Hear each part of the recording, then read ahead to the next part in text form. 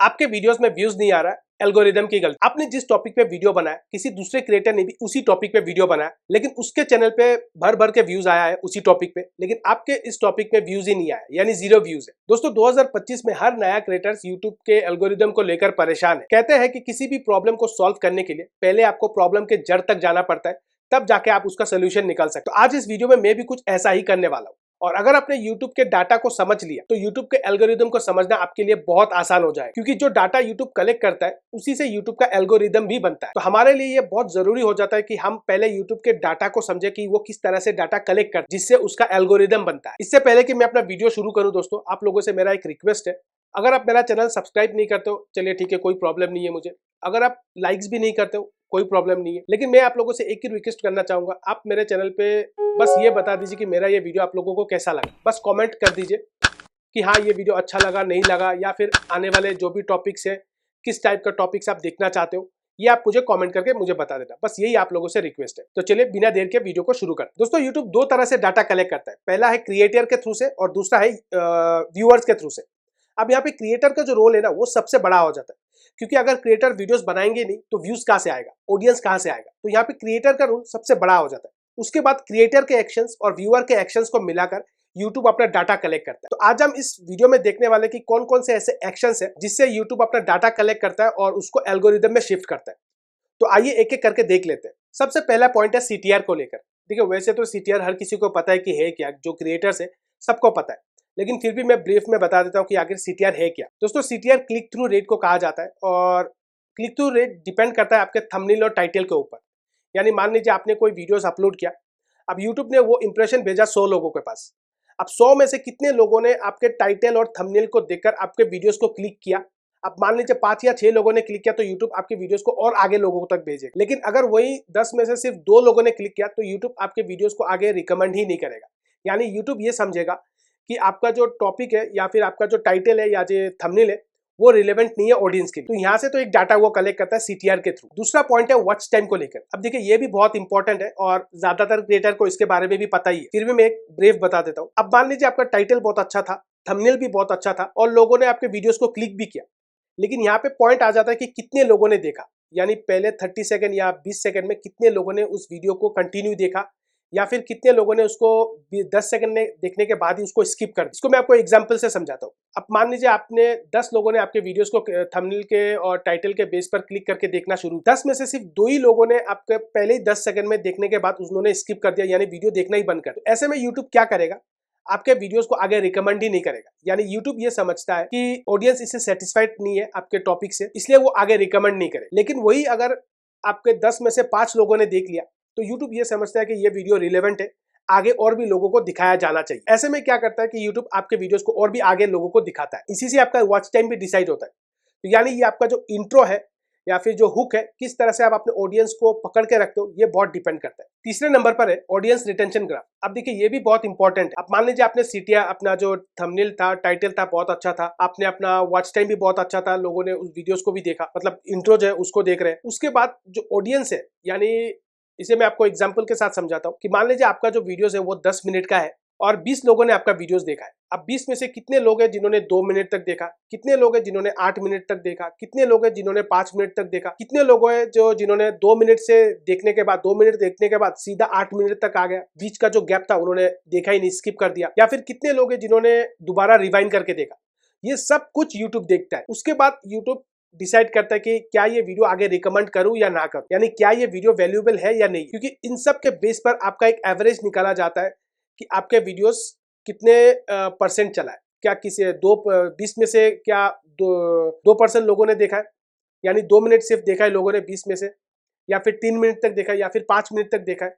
अगर आपका व्यूज ज्यादा आया है, यानी ऑडियंस रिटेंशन ज्यादा है, तो YouTube आगे और रिकमेंड करेगा। बेसिकली आप ये कह सकते हो कि YouTube जो ऑडियंस, जो वीडियोस देख रहा है ऑडियंस, उसका एक एक मोमेंट को देख रहा है आपके वीडियोस की, क्या कहां से वो स्किप कर रहा है, कहां से वो रिवाइंड कर रहा है, कितने टाइम तक देख रहा है, या क्या फिर यह इंट्रो देखने के बाद साथ साथ वो अपना 5 मिनट तक सीधा वो 7 मिनट में आ गया, या फिर 7 मिनट से सीधा वो 2 मिनट में आ गया। तो पूरा रिवाइंड कर रहा है, कैसे रिवर्ट कर रहा है, रिवाइंड कर रहा है, सब कुछ वो देख रहा है और वो कलेक्ट कर रहा है। नंबर 4 में दोस्तों ये बहुत ही ज्यादा इंपॉर्टेंट है और जिसे सेटिस्फेक्शन सिग्नल कहा जाता है। और ये आज के डेट में बहुत ही इंपॉर्टेंट हो चुका है। क्यों इंपॉर्टेंट हो चुका है, पहले आप इसको देखिए कि क्या है। आपने वीडियोस बनाया, आपके वीडियोस को कितने लोगों ने शेयर किया, कितने लोगों ने कमेंट किया, कितने लोगों ने लाइक किया, कितने लोगों ने डिसलाइक किया, ये सब यूट्यूब देखता है। और अगर आपके कमेंट में ज्यादातर लोगों ने लाइक किया तो ये वीडियोस बहुत बेहतर है, बहुत अच्छा है, वो आगे रिकमेंड और करेगा। या फिर आपके कमेंट में लोगों ने अच्छा कमेंट किया कि वीडियोस इस तरह का वीडियोस और चाहिए, और भी देखना चाहते हैं इस तरह के टॉपिक पे,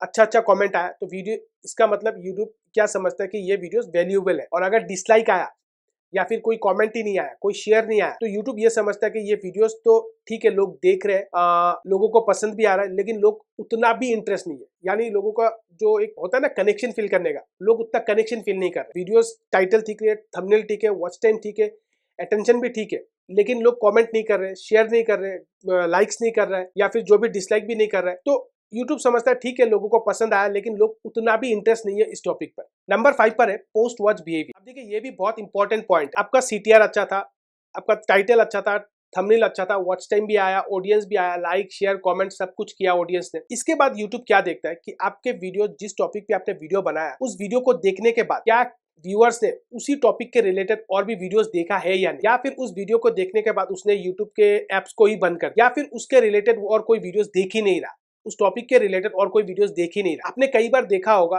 कि कोई भी टॉपिक जब आप यूट्यूब के सर्च बार में जाके सर्च करते हो तो कोई एक वीडियोस है जो वो टॉप में आता है। ऐसा क्यों होता है? कभी आपने सोचा कि इसका क्या कनेक्शन है इस चीज से? मैं आपको बताता हूँ कि इसका कनेक्शन क्या है। कि सीटीआर अच्छा है, सब कुछ अच्छा है, टाइटल वगैरह सब कुछ, वॉच टाइम सब कुछ अच्छा है। आपके वीडियोस को देखने के बाद मेरा एक जिज्ञासा हुआ कि मैं इस टॉपिक के रिलेटेड और भी वीडियोस देखूं। तो मैंने क्या किया कि आपके वीडियो देखने के बाद मैंने इस टॉपिक के रिलेटेड और भी वीडियोस देखा। यानी आपका वीडियोस पहला वैल्यूएबल हुआ, आपका वीडियोस कुछ वैल्यू दे रहा है, कुछ नॉलेज दे रहा है ऑडियंस को, तभी जाके मैंने इस वीडियो को देखने के बाद इसी टॉपिक के रिलेटेड और भी वीडियोस देखा। आपका वीडियो सबसे पहला रैंक करेगा नंबर 1 पे, और यही यूट्यूब डिसाइड करता है कि किसका वीडियो टॉप में रहना चाहिए, किसका वीडियो टॉप में नहीं रहना चाहिए। तो इसीलिए आप अभी से आप जब भी जाके यूट्यूब के जो सर्च बार है वहां पे जाके जो भी वीडियोस आप टॉप में देखोगे ना, उसको आप, उस वीडियो को आप गहराई से देखना। अगर आप क्रिएटर हो तो उस वीडियो को आप गहराई से देखना कि उस वीडियो में जिस भी बंदे ने एक्सप्लेन किया है, क्या सोच के एक्सप्लेन किया है, किस तरह से उसने एक्सप्लेन किया है, ताकि आप भी उस तरह से कर सको, ताकि आप भी लोगों का जो अटेंशन है वो ग्रैब कर सको। क्योंकि उसके वीडियोस को देखकर बहुत से लोगों ने दूसरा टॉपिक भी देखा है,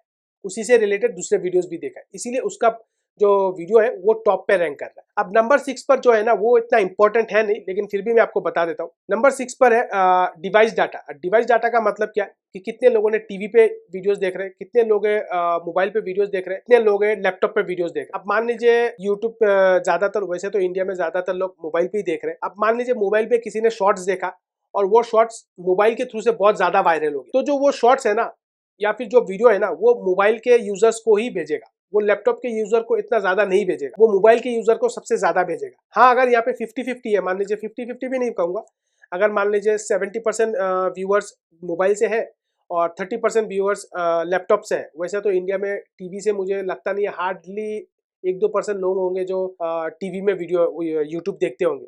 तो उसी हिसाब से यूट्यूब अपना जो उस वीडियो को भेजेगा, किसको मोबाइल पे भेजना है, किसको लैपटॉप पे भेजना है, वो यूट्यूब डिसाइड करेगा कि किसमें ज्यादा व्यूज आया, कि मोबाइल के थ्रू से आया, लैपटॉप के थ्रू से आया, टीवी के थ्रू से आया। जिस भी थ्रू से ज्यादा आया उसी वीडियो को उसी में ही भेजेगा। नंबर 7 पर है सर्च प्लस वॉच हिस्ट्री। अब यहाँ पे क्या हो रहा है, ये व्यूअर्स के ऊपर ज्यादातर डिपेंडेंट है। आपने देखा होगा कि कोई भी चीज आप ज्यादा जब देखते हो ना, चाहे वो वीडियोस हो या शॉर्ट्स हो, तो उसी के रिलेटेड आपको शॉर्ट्स दिखाया जाता है, उसी के रिलेटेड आपको वीडियोस ज्यादा दिखाया जाता है। ऐसा क्यों होता है? क्योंकि यूट्यूब आपके जो देखने का तरीका है ना, उसको समझकर आपके वीडियोस रिकमेंड कर। तो ये भी एक डाटा कलेक्शन की तरह ही काम करता है। आपको लगता होगा कि मेरे दिमाग से के साथ खेल रहा है, जी ऐसा ऐसा कुछ होता नहीं। होता ये है कि आप उसी टॉपिक के रिलेटेड ज्यादातर वीडियोस देख रहे हो, इसीलिए यूट्यूब क्या करता है कि आपको उसी के रिलेटेड ज्यादातर वीडियोस भेजता रहता है। इससे होता क्या है कि यूट्यूब समझ लेता है कि व्यूअर्स आखिर चाहते क्या है। जैसे मान लीजिए जितने भी लोग मेरा ये वीडियो देखेंगे और अगर उनको अच्छा लगा, और अगर उन्होंने 8-10 वीडियो या 15-20 वीडियो इसी टॉपिक के रिलेटेड उन्होंने देखा है, तो यूट्यूब क्या करेगा, इसी टॉपिक के रिलेटेड, चाहे मेरा चैनल हो या किसी और का चैनल हो, उनको वो टॉपिक भेजेगा कि क्रिएटर्स के रिलेटेड, यूट्यूब ट्यूटोरियल्स के रिलेटेड, उनको वो टॉपिक भेजेगा देखने की। जो व्यूअर्स है वो इसमें इंटरेस्ट ले रहा है। अगर वो इंटरेस्ट नहीं ले रहा होता, 1-2 वीडियोस देख रहा होता, तो उसको नहीं भेजता। लेकिन अगर वो 8-10 वीडियोस देख रहा है, यानी जो व्यूअर्स है उसको उस कैटेगरी में इंटरेस्ट है, क्योंकि उसको उस कैटेगरी में इंटरेस्ट है, तो यूट्यूब जो भी क्रिएटर हो, चाहे मैं हूं या फिर किसी और क्रिएटर्स है, उनका वीडियोस यूट्यूब भेजेगा। एक एक करके। आप जैसे मान लीजिए पहला वीडियो मेरा भेजा, जिस क्रिएटर ने उसको देखा, उसको अच्छा लगा, फिर मैं जब नेक्स्ट वीडियो अपलोड करूंगा तो यूट्यूब मेरे नेक्स्ट वीडियोस को भी उसको भेजेगा। लेकिन अगर वही व्यूअर्स उस वीडियो को नहीं देखता है, मान लीजिए एक ही वीडियोस देखा, उसके बाद एक हफ्ते तक वो वीडियोस देख ही नहीं रहा, तो वो फिर रिकमेंड नहीं करेगा, फिर आगे और रिकमेंड नहीं करेगा। क्योंकि अगर आप उसमें कंटिन्यू रहोगे ना, क्योंकि अगर व्यूअर्स कंटिन्यू रहेगा तो भेजेगा, लेकिन अगर वो कंटिन्यू नहीं है तो फिर धीरे धीरे उसको भेजना बंद कर। तो ये नंबर 7 का पॉइंट है। अब देखिए वैसे तो और भी बहुत सारे पॉइंट है, लेकिन ये जो 7 पॉइंट है ना, ये बहुत इंपॉर्टेंट है, जिस वजह से यूट्यूब अपना डाटा कलेक्ट करता है और जिसको एल्गोरिदम में शिफ्ट करता है। यानी अगर आपने इन 7 चीजों को समझ लिया और इन 7 चीजों में आपने काम करना शुरू कर दिया, एल्गोरिदम को बीट करना आपके लिए कोई बड़ी बात नहीं है, बहुत आसान है। इजी से आप एल्गोरिदम को बीट कर सकते। ठीक है, किसी भी काम करने के लिए ना जिद चाहिए आप में और एक जुनून चाहिए कुछ करने के लिए। अगर आप में वो जिद है और वो जुनून है तो आप कुछ भी कर सकते हो। एल्गोरिदम को आज के डेट में देखिए 2025 में एल्गोरिदम जो है ना वो एआई से, ठीक है ये एआई से काम कर रहा है। एआई भी जिस तरह से मैंने आपको बताया ना, एआई भी बिल्कुल वैसा ही काम कर रहा है। ऐसा नहीं है कि एआई कुछ अलग तरीके से काम कर रहा है। एआई भी डाटा कलेक्ट करके एल्गोरिदम में शिफ्ट कर रहा है और फिर उसको लोगों को किस तरह से भेजना है, कैसा नहीं भेजना है, कौन सा वीडियो वायरल हुआ है, कौन सा वीडियो वायरल नहीं हुआ है, कौन सा क्रिएटर का वीडियो अच्छा हुआ है, किसका सीटीआर अच्छा है, किसका वॉच टाइम अच्छा है, किसका कमेंट आ रहा है, शेयर आ रहा है, लाइक आ रहा है, वो सब डिसाइड करके एल्गोरिदम को भेजता है और एल्गोरिदम आपको वीडियोस को भेजता है। तो ये एआई भी बिल्कुल उसी तरह काम कर रहा है। अब जैसे मैंने आपको बताया, अगर आप इन सब चीजों पे काम करोगे तो इतना तो पक्का श्योर हो कि आपका वीडियोस भी आगे चलेगा। लेकिन आपको ऐसा नहीं करना है कि वीडियो चलाने के लिए क्लिक बिट कर लिया या फिर कुछ ऐसा लिख दिया टाइटल में जिसमें आपका वीडियोस में कुछ अलग है।